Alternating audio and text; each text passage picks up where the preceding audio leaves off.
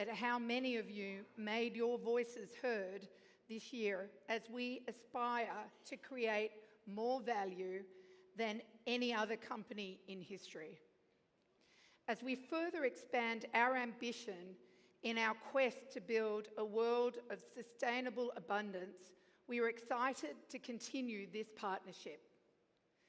Tesla is at an inflection point. Improving safety has been paramount to our mission since day one. Our vehicles consistently achieve the highest safety standards when tested across the world.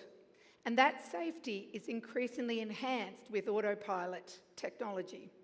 In 2024, our global fleet of vehicles experienced one crash after driving more than 6.8 million miles. That's amazing, 6.8 million miles.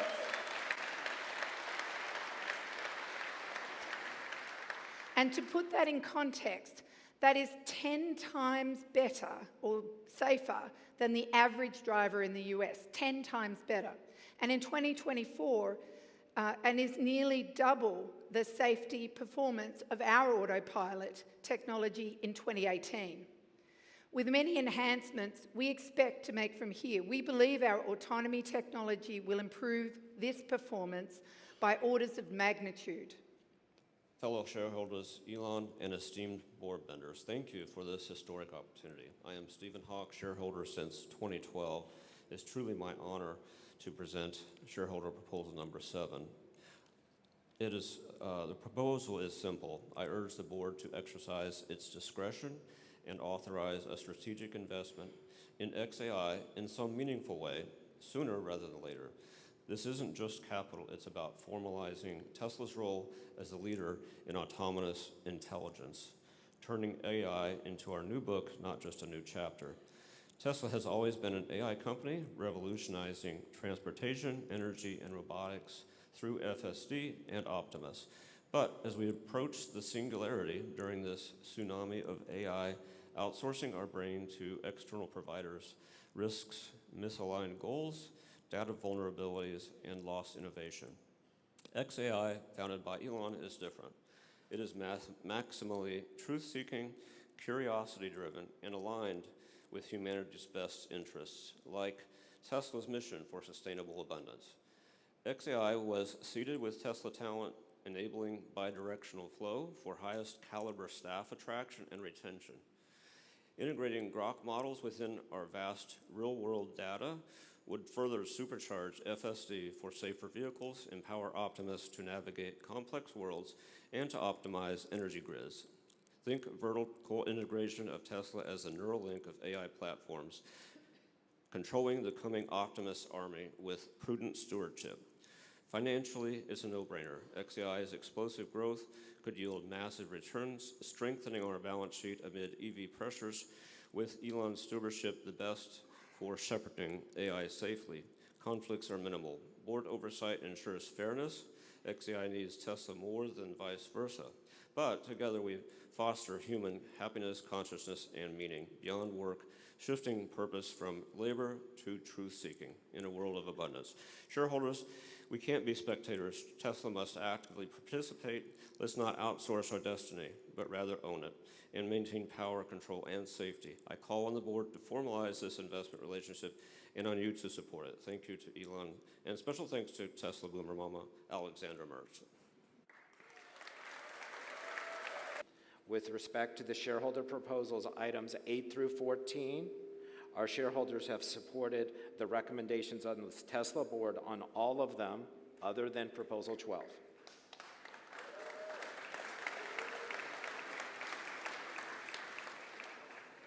With respect to proposal 7 regarding xAI, while we have received more votes in favor than we did in against, there were a significant number of abstentions.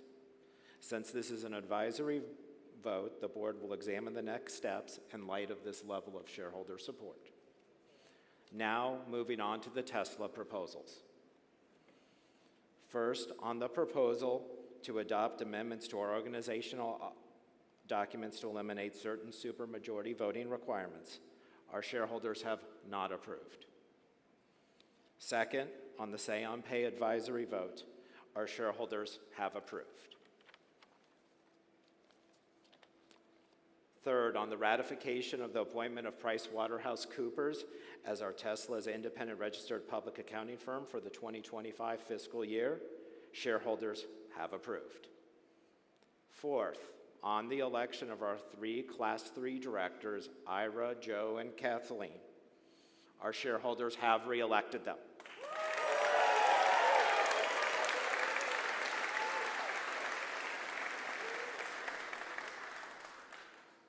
Fifth, on the amended and restated 2019 Equity Incentive Plan, our shareholders have approved.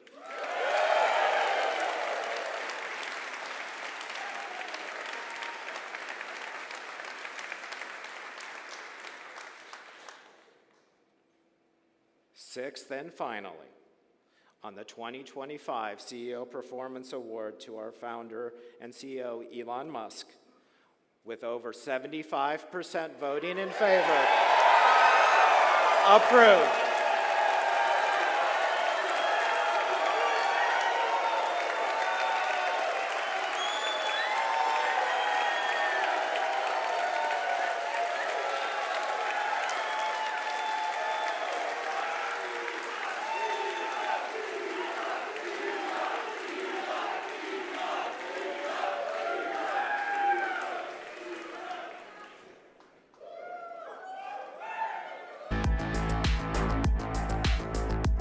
Those bots are just dancing. There are no wires.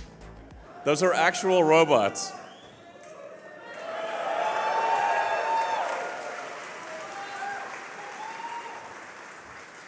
And what we're about to embark upon is not merely a new chapter of the future of Tesla, but a whole new book. And I'm going to talk about that. So this really is going to be quite the story. And Optimus is a fundamental part of that. The sheer scale of Optimus, I mean, I'm going to say a bunch of things that probably I shouldn't say, but around our engineering headquarters in Palo Alto, the robots are just walking around the office 24/7 with no one minding them. And then they go charge themselves. And so the scale of Optimus, like I said, that's really going to be something else.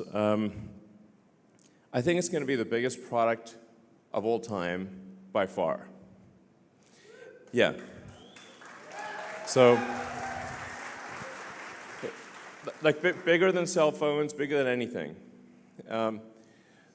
I guess the way to think about it is that every human on Earth is going to want to have their own personal R2-D2 C3PO.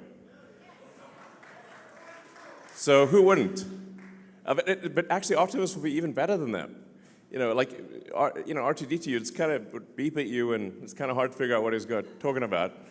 You need C3PO to translate. But Optimus is going to be, everyone's going to want one.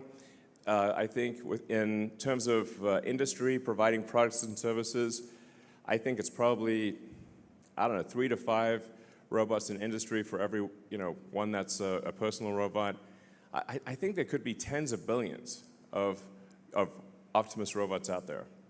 Now, obviously, it's very important we pay close attention to safety here. We're going to launch on the fastest production ramp of any product, of any large complex manufactured product ever. And starting with building a 1 million unit production line in Fremont. That's line 1. And then a 10 million unit per year production line here on the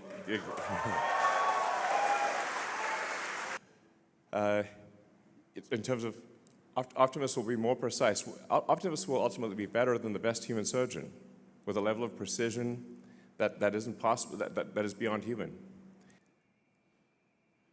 Now, and things do get kind of wild from an economic standpoint.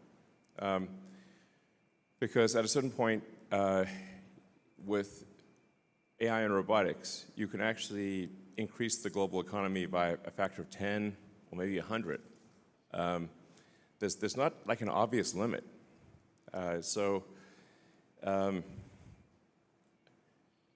Like Optimus is kind of like an infinite money glitch. I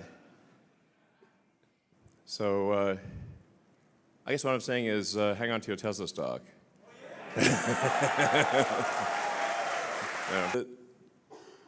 When we started Tesla, the goal was to accelerate the advent of sustainable energy, and that's what we've done. I think Tesla has really led the way with electric vehicles, with battery packs, with a lot of solar, and many other companies have then followed our lead and done that.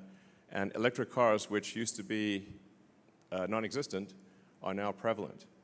And the Model Y, for example, is the #1 selling car of any kind on Earth.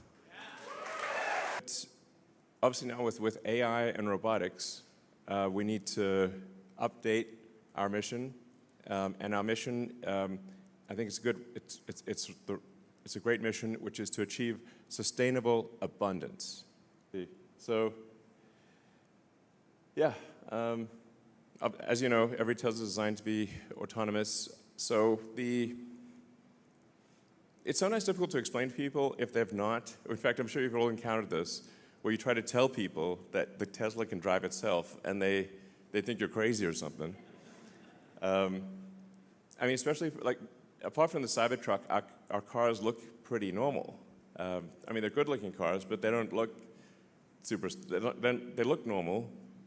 And now with version 14, we're actually getting to the point where we almost feel comfortable allowing people to text and drive, which is kind of the killer app. Because that's really what people want to do, and do. But I'm confident that in the next month or two, we're going to look closely at the safety statistics, but we will allow you to text and drive, essentially. We certainly appreciate the support of our customers in Europe pushing the regulators to approve FSD, because you can't even get even just normal supervised FSD is not allowed in Europe currently, which doesn't make any sense. And I've had these crazy conversations with the regulators that seem like a Franz Kafka novel, where I'm like, well, look, we have billions of kilometers of data that shows that FSD increases safety. And they're like, well, we have to have all these committee meetings. I'm like, yeah, but people's lives are at stake here. And then we have partial approval in China, and we hopefully we'll have full approval in China around February or March or so. That's what they've told us. And then we've got the first car that is specifically built for unsupervised full self-driving to be a Robotaxi. It's called a Cybercab. It doesn't even have pedals or a steering wheel. Yeah. So there's no side view mirrors. There's no So it's very much optimized for the lowest cost per mile in an autonomous mode. And that production is happening right here in this factory, and we'll be starting production in April next year. Also, the manufacturing system is unlike any other car. The manufacturing system of the Cybercab, it's closer to a high-volume consumer electronics device than it is a car manufacturing line. So the net result is that I think we should be able to achieve, I think, ultimately less than a 10-second cycle time, basically a unit every 10 seconds.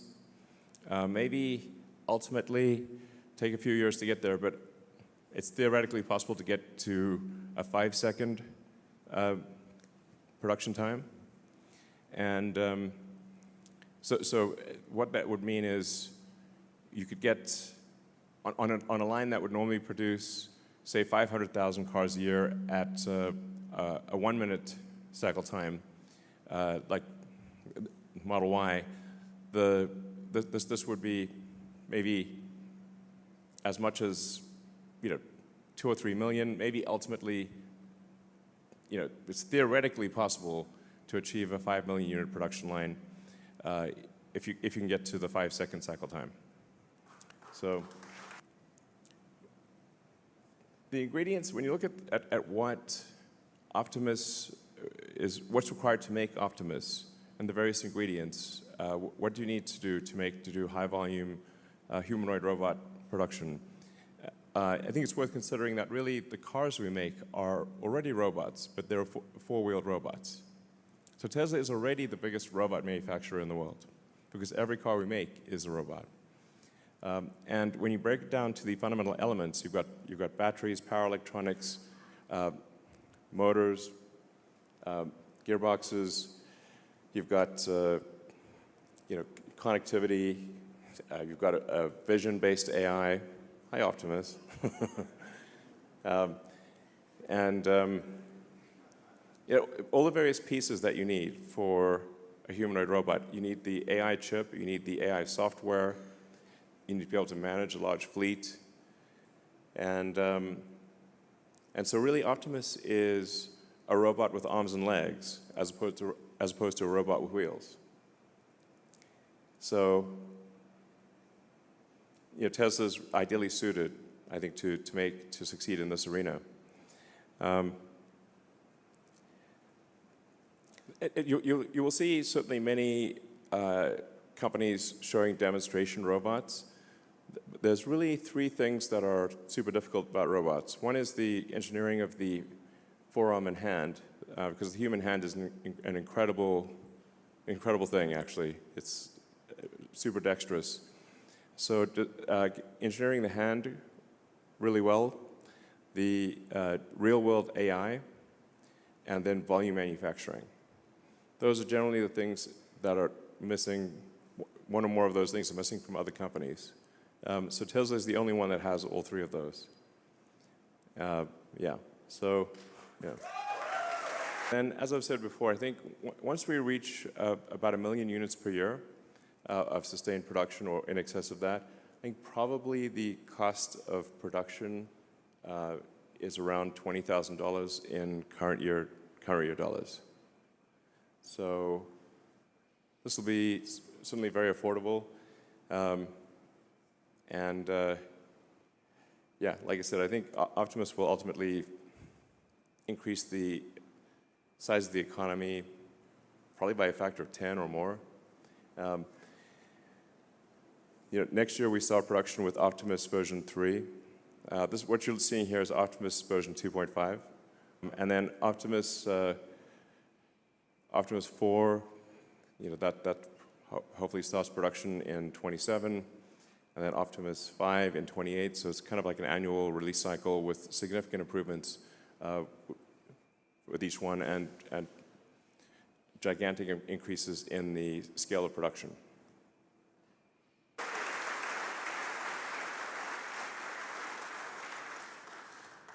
And as I think most people here know, the safety statistics show that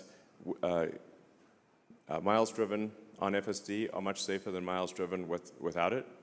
So what this will translate to ultimately is saving the lives of millions of people and preventing hundreds of millions of accidents. So a massive increase in lives solved and tragedies avoided. It's going to be amazing. You can see even with the point releases, it's getting quite a bit better. It should be pretty smooth at this point. But really 14.2 is, there are major changes with 14.2 and then 14.3. I think by 14.3 is when we'll really be at the point where you can just pretty much fall asleep and wake up at your destination. So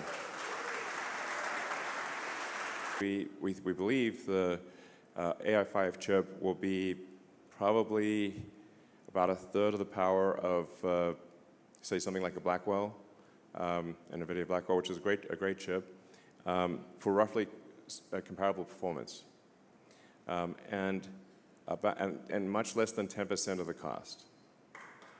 So I think we're unique in this, but like we have an integer-based system, and integer operations are fundamentally more efficient than floating point operations.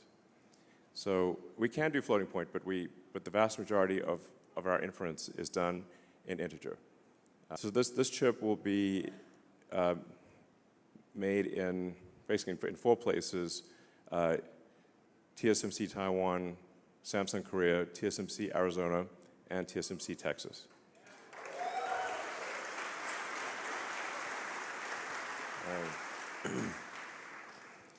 And we already know what improvements to make for AI6. So I'm hopeful that we can, within less than a year of AI5 starting production, we can actually transition in the same fab to AI6 and double all of the performance metrics. So things I'm trying to figure out is how do we make enough chips? So yeah, maybe we'll do something with Intel. We haven't signed any deal, but it's probably worth having discussions with Intel. But even when we extrapolate the best case scenario for chip production from our suppliers, it's still not enough. So I think we may have to do a Tesla terafab. And then starting next year, we manufacture the Tesla Semi. So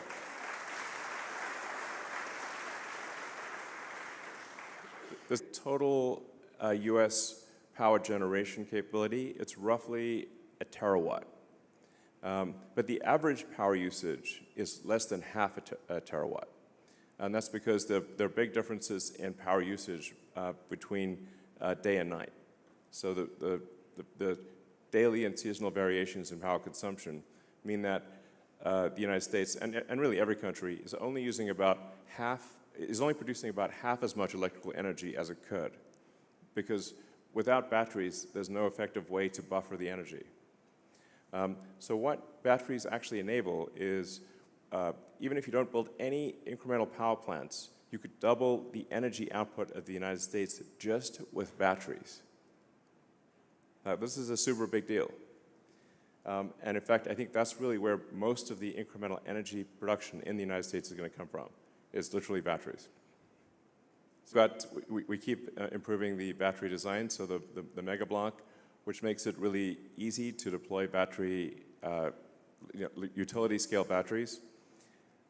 So we've just simplified and brought more of the components to be internal to the batteries, so you can just show up and drop off a battery and it works. And then hopefully over time we will actually add more and more of the power electronics so that Megapack will actually be able to output up to 35 kilovolts directly. So you won't need a substation, is what I'm saying. You can just literally drop it off, kind of like the way that a power wall, you just connect it to the house, the utility wires go on one side and the other side goes to the house mains, and that's it. So we want to get Megapack to the point where you just literally take the utility wires and you plug them in, and it just works. So we continue to improve safety for our factory workers. We care a lot about their well-being. We've also put a lot of investment into raw materials. So we've built in South Texas and Corpus Christi the biggest lithium refinery outside of China, I believe. So it's starting off with 50 gigawatt hours of lithium, and we'll expand from there. So this is a very, very important to have, in a worst case scenario, that we have the ingredients necessary to make a battery. Very important. And then we've got here on this site the cathode factory, which is just the sort of giant building about a half mile that way. And we're just making sure that we, from a supply chain standpoint, are resilient against any potential geopolitical challenges.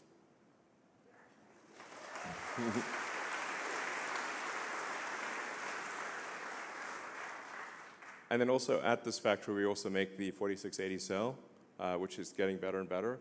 And that 4680 cell will be used in the Cybercab. It is being used in the Cybertruck and will be used in the Cybercab and also in Optimus. Alexander, well, thank you for your help, by the way.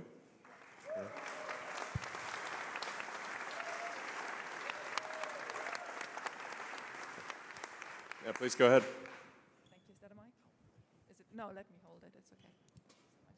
Well, what a year's been, right? I mean, just a year ago, President Trump got elected on the same day. These 12 months have been a heck of 12 months. Thank you to the board, because I think they had to weather quite some storms with institutional investors. And obviously, thank you to you. And we stand with you. I think we showed it, and we will show it everywhere.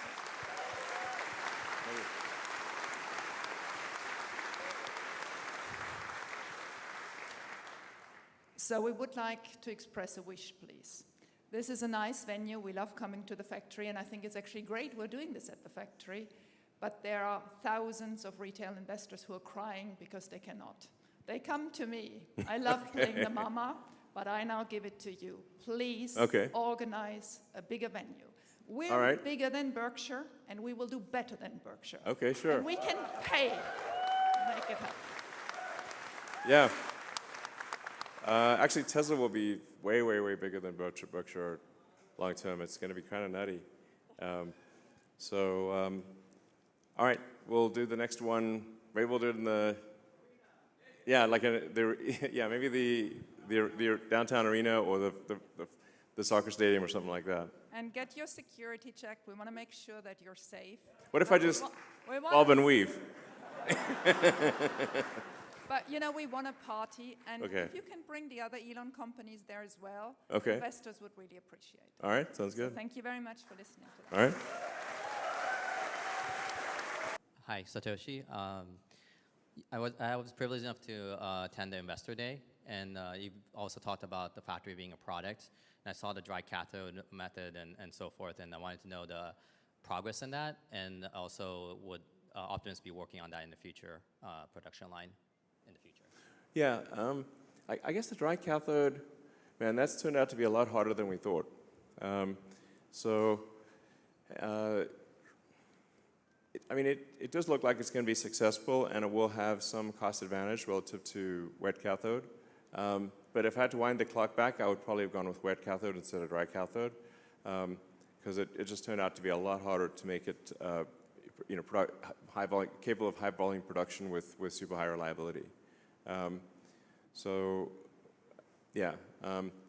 we will be scaling up battery cell production at Tesla, and looking for cell production from our suppliers as well, because we're going to be ramping up production very dramatically at Tesla. So now that we believe we have full self-driving, that we have autonomy solved, or at least are within a few months of having it unsupervised autonomy solved at a reliability level significantly better than human.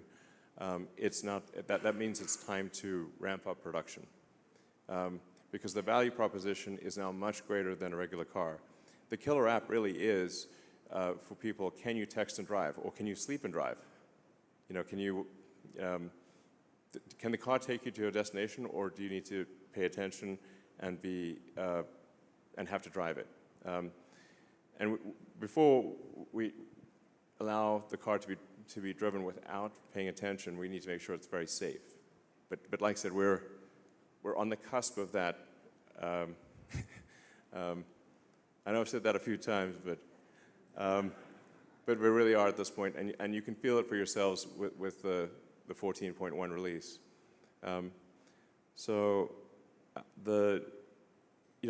What we're going to push to expand vehicle production as fast as we possibly can. So aspirationally, we'd aim to increase vehicle production by about 50% by the end of next year. So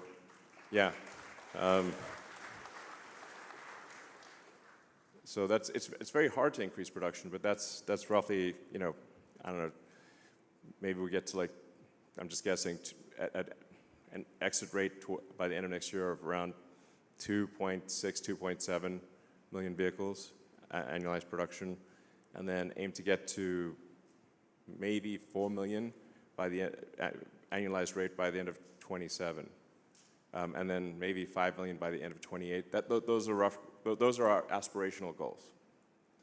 So this is a gigantic increase in output, which means that the entire supply chain has to move in unison with that increase in volume. The nature of producing a large complex product is that it moves as fast as the least lucky, dumbest element in the entire system, and there's 10,000 plus items. But this, like I said, this really is it's not just a new chapter for Tesla, it's a new book. And that new book is massively increasing vehicle production and ramping up Optimus production faster than anything's ever been ramped up before in history. So. Question this year. You've talked recently about the most mind-blowing product demo of all time and a shot at being the most memorable product unveiled ever. Roadster. Yeah. And I have patiently been waiting on my Founders Series Roadster reservation. So on behalf of the Founders Series guys that have stuck in there, can we be invited to this unveil? Oh yeah, sure, absolutely, definitely. Okay. Yes. So all Founders Series can be invited? Yes. I mean, it's the least we could do, frankly, for people that are long-suffering Roadster reservation holders. I feel confident in saying it will be the most exciting product unveil ever. And I hope that, whether it goes well or doesn't go well. I mean, the new Roadster is very much sort of like, it's not even the icing on the cake, it's the cherry on the icing on the cake. So, I mean, it's really kind of like, you know, it's like it's not essential for sustainable abundance, let me put it that way. But I do think there should be, you know, very cool technology in the world that is, you know, that's way beyond anything that's ever existed. And I think I'd like those, like even if I could never have access to those things, I'd like to know that they exist and see the future happening. So I think it will be inspiring to a lot of people, and just it's extreme. It's like the coolest car, if it even is a car, that will probably ever exist. Yeah. So. Chips and electricity are the two limiting factors. Yeah, and we got the energy and power and energy packs ready to roll. So I think on the chips, I think you said TSMC, Samsung, perhaps Intel, 14A, and several different sites. I heard a couple U.S. factory sources, which is I mean, we're like everyone. Everybody. You know, it's like, yeah. And so I guess is there an open door in the future of investing directly into some of those foundries? And second question, how big is a Tera factory? Can you put that in scale? And yeah, that's a good point. That's a semiconductor Tera factory? Yeah, well, I mean, the thing is that we actually have agreed to buy all the chips that are made from the fab, you know. So it's basically a money printing machine for TSMC and Samsung. It's like literally, the faster you make the chips, the faster we send them money, but it's still not going at just fast enough. So that's why I think, as far as I can see, the only option is to go build some like very big chip fab, and then you got to solve memory and packaging too. So, but otherwise, you just tap out at whatever the chip production rate is, so I guess Tera would be you'd want to say it's got to be at least 100,000 wafer starts per month size fab. And maybe that would be one of 10 in a complex. So it would ultimately be 1 million wafer starts per month. Yeah, exactly. You can tell when it gets the giggle factor, that's probably a good sign. that we're onto something special. But I wouldn't be surprised if long term it's like 1 million wafers a month. Yeah. Obviously, market expansion, but not only South America, Brazil, but also into Mars, like with the upcoming rendezvous of Mars and Earth. What's going to be in the payload, you know? What are we going to send there? Well, Optimus is going to play a big role. Well, Optimus and I think Tesla vehicles will play a big role on the Moon and Mars. So for a Moon base and a Mars city, Tesla vehicles and Optimus robots are natural fit for building and operating a Moon base and a Mars city. So, sorry? Cybertruck also? Yeah, it's Cybertruck. You will need to drive around in a pressurized vehicle if there's a person inside. But yeah, it'll be something cool. Next level Moon buggy or Mars buggy. So, all right. Regarding Tesla's mission for a sustainable future as it pertains to autonomy, I personally fully expect a deflationary period after, unlocked by autonomy, basically, both in moving humans and goods and whatnot, excluding Optimus even. Yeah. What efforts is Tesla going to focus on to reduce the dollar per mile? Rough math, I think like 30 cents a mile would be really nice. 50 cents is pretty good too. I mean, looking at inflation later on. And then I guess the second part of that, how low does it have to be for people to just stop buying cars, like where it doesn't make economic sense to do that? I expect that to affect economies of scale and then further increase the pricing of vehicles there on out. So what is that node at which inflection happens? Well, in terms of cost per mile, I mean, we do see a path with a lot of work to get below 20 cents a mile in current year dollars. I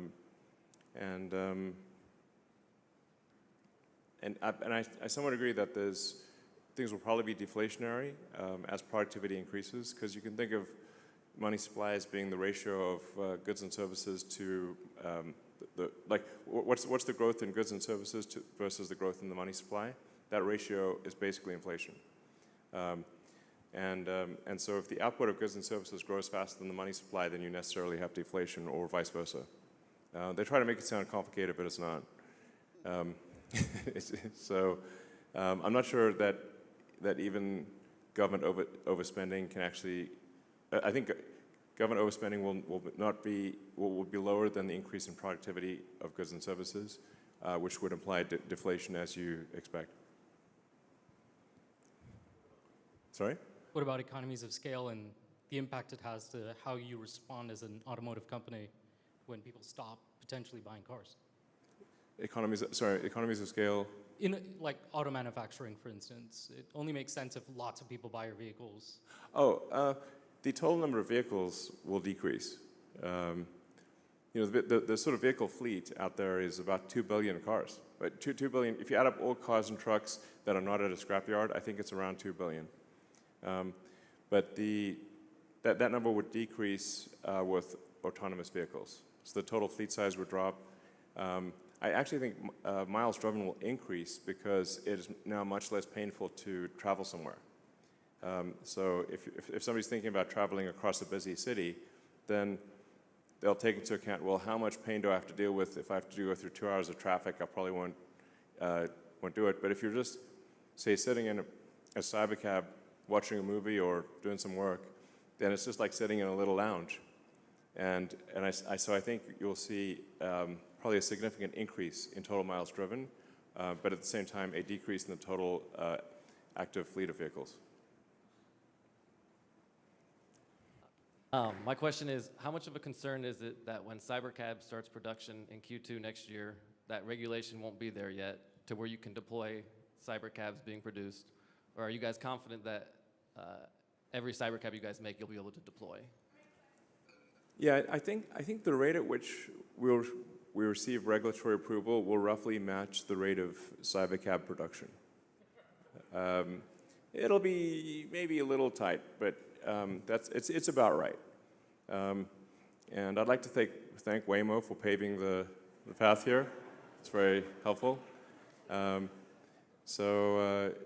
but I think we'll be able to deploy all the cybercabs that we produce. And the other thing is, like, once it becomes like extremely normal in cities, it's just going to become like the regulators will have just fewer and fewer reasons to say no. And then you've got this, you've got the accident statistics at scale, and you can show that autonomous miles save lives. And you've got unequivocal, billions of miles to prove it. Then I think it's hard for regulators to say no. Thank you.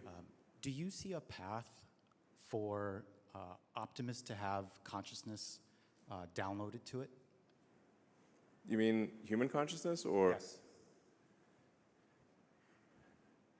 Yeah, I mean, it's not like immediate, but if you said down the road, would you be able to, say, with the neural link, have a snapshot of, or at least an approximate snapshot of somebody's mind, and then upload that approximate snapshot to an Optimus body? I think that at some point that technology becomes possible, and it's probably less than 20 years.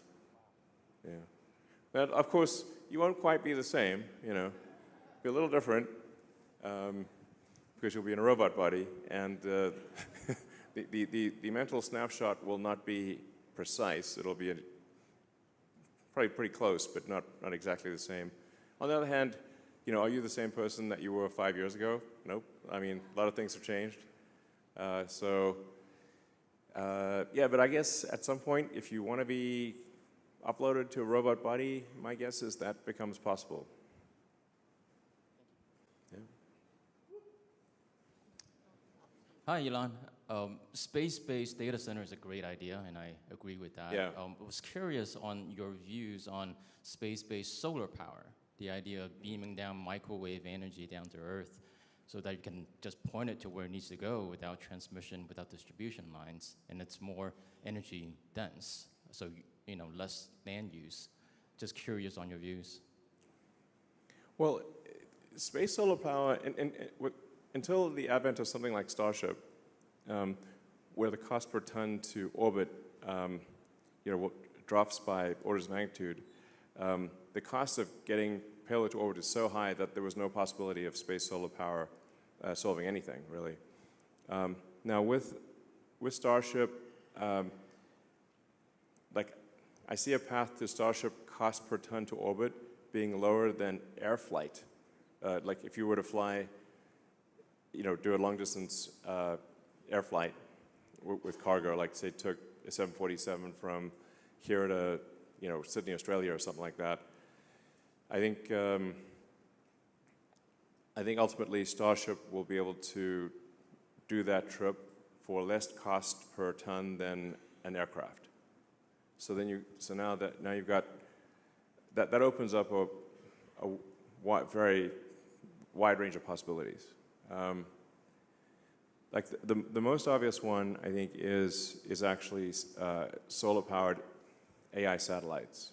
So to move the AI to orbit and essentially deep space over time, because you can actually access over 1 billion times more energy from the sun in deep space than you can on Earth.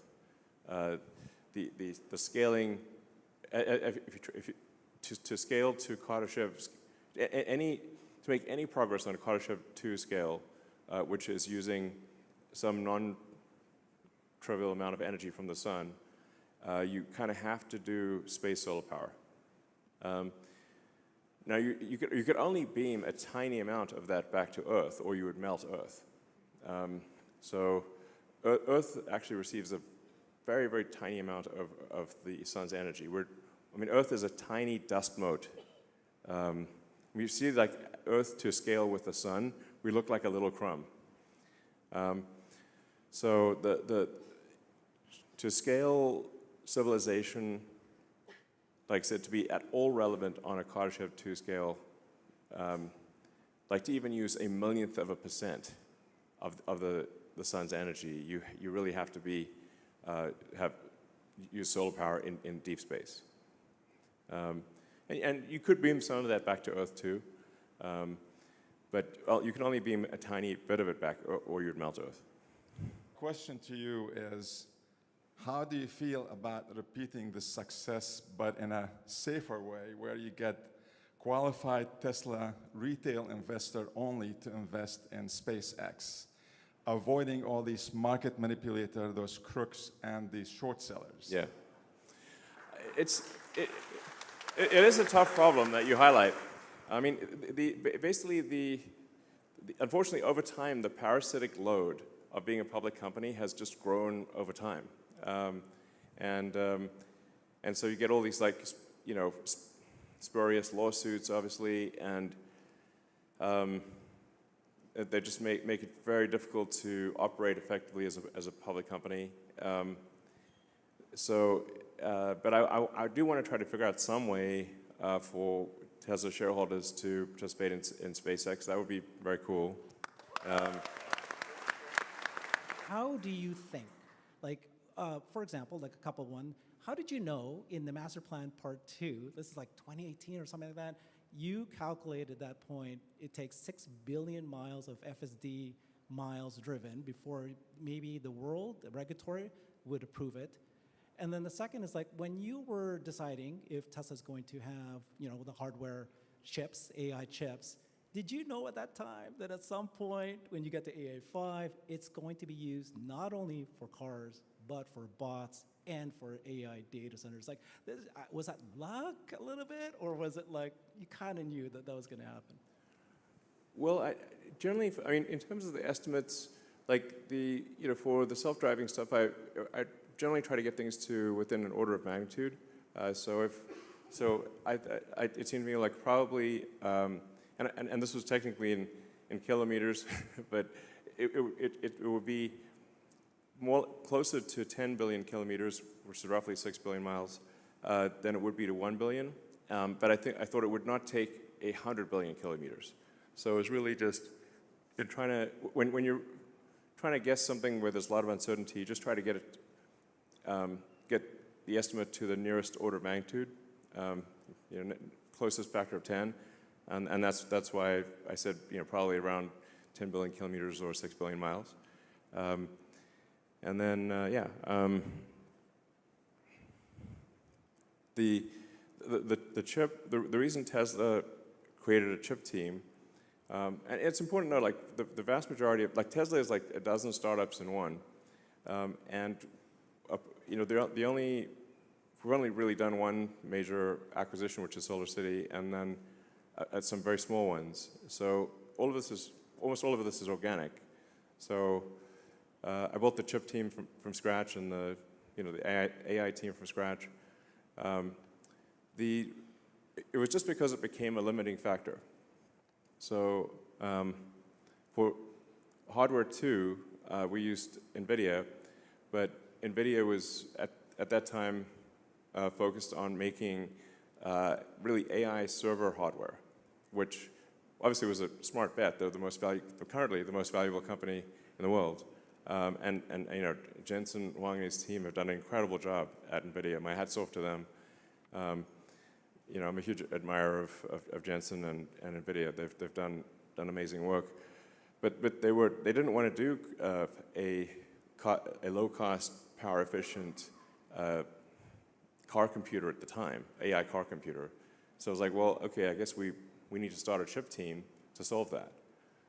So then that's when I hired Jim Keller, and we built the chip team, and did AI3, then AI4. And then, to be honest, we made some mistakes there with AI5, but now AI5 is back on track, and we'll have a very rapid cadence to AI6 and so forth. And this is really necessary for the car to, like with AI4, I think we can get to, 200 or 300% better than human safety, maybe 400% better. But with AI5, I think we can do 1,000% better, or maybe even better than that. Than human safety. So at a certain point, actually, it might be too much intelligence for a car. Because I was thinking, what if you get stuck in a car and you have too much intelligence? But then one of the things we could do is when the car is idle is use the car as a massive distributed AI inference fleet. So, with the consent of customers, we're like, do you want your car to earn money for you while it's sitting in your garage at night? I don't know, we'll pay, $100 a month or $200 a month or whatever the right number is, if you allow Tesla to do AI inference workloads when you're not using your car. So that will also help the AI in the car not get bored. Because I sort of imagine, what if I got stuck in a car? And then, and the highlight of your day was driving. It's like, but they don't always want to drive, so then what do you do the rest of the time? So I think Tesla could actually end up having the largest, Tesla might end up having the most amount of AI inference compute in the world. If you think, maybe if we had 100 million car fleet, and at some point we may have more than 100 million car fleet, and they'll have AI6, AI7, and if you're able to run a kilowatt of inference on a 100 million car fleet, now you've got 100 gigawatts of distributed inference with built-in cooling and power electronics and distributed power. So,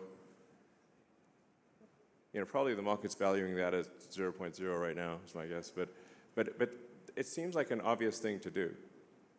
If you've got distributed inference AI and you've got the power and the cooling, which is very difficult to do the power and the cooling, and 100 gigawatts is a lot. I mean, the average, as I said, the average power consumption in the U.S. I think is around 460 gigawatts that's the entire electrical consumption of the U.S. So if you did 100 gigawatts, that would be a pretty big number. But yeah, it's basically something as a limiting factor, and then we take actions to address the limiting factor. A quick follow-up. Thank you for that very much. A request for you. So you guys just unveiled the Cyber Bear. Looks fantastic. Oh, yeah. We'd like to, it's beautiful. We'd want you guys, or maybe do a Cyber Bull here in Giga, Texas. My name's Herbert. I've got a Brighter with Herbert channel on YouTube. This is the Cyber Bulls. We are representing the Tesla Bulls, and we stand with you, Elon. But wouldn't it be cool to have a Cyber Bull right here in Texas? Like a cyber longhorn? Cyber Longhorn. All right, sure. We'll do a Cyber Longhorn for the factory. All right. Do you have any estimate of production or delivery timelines for the Roadster? I guess, so we're aiming for the product unveiled will be of the Roadster 2, which will be very different from what was shown previously. That demo event will be April 1st of next year. I have some deniability because, I could say I was just kidding. But we are actually tentatively aiming for April 1st for what I think will be the most exciting, whether it works or not, demo ever of any product. And then I guess production is probably about 12 to 18 months after that. I think production is probably a year or so after that. Oh, well, I can't give away the secrets, but you won't be disappointed. All right. So even today, you've mentioned, though, that in a post-scarcity world, the role of money could diminish or become obsolete. given that much of today's power, including yours, is tied to wealth, do you think achieving this abundance would require powerful people to relinquish their power? And how might we address resistance from those who hold power to make this vision a reality? Well, I mean, I think actually long term, the AI is going to be in charge, to be totally frank, not humans. If artificial intelligence vastly exceeds the sum of human intelligence, it is difficult to imagine that any humans will actually be in charge. So we just need to make sure the AI is friendly. Yep. To do with compute and what the build out or how much is necessary to train Optimus and actually get them to a very household, meaningful robot that can do things, and if the partnership with XAI would help accelerate that. Yeah, there's a lot of training compute needed for Optimus, because the AI chip in the robot is relatively weak because it's really limited on power. You can make up for that with a lot of training to have a lot of training result in a very efficient AI that can run on a low power chip in the robot. So it is. We will actually have to spend a lot of money on training. Like ultimately it'll be like tens of billions of dollars on training compute. So it's a big number. Would a partnership with XAI help accelerate that? Yeah, I think potentially. Yeah, I think that could.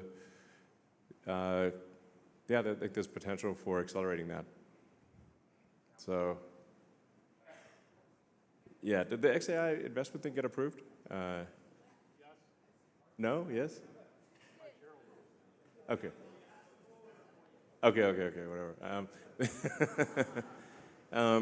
Whenever it's like Tesla and some other company that I have an interest in, then it's like always quite complicated to do things. It has to go through a lot of hoops to happen. But I do think there's a lot of potential for collaboration with XAI in the future and with SpaceX.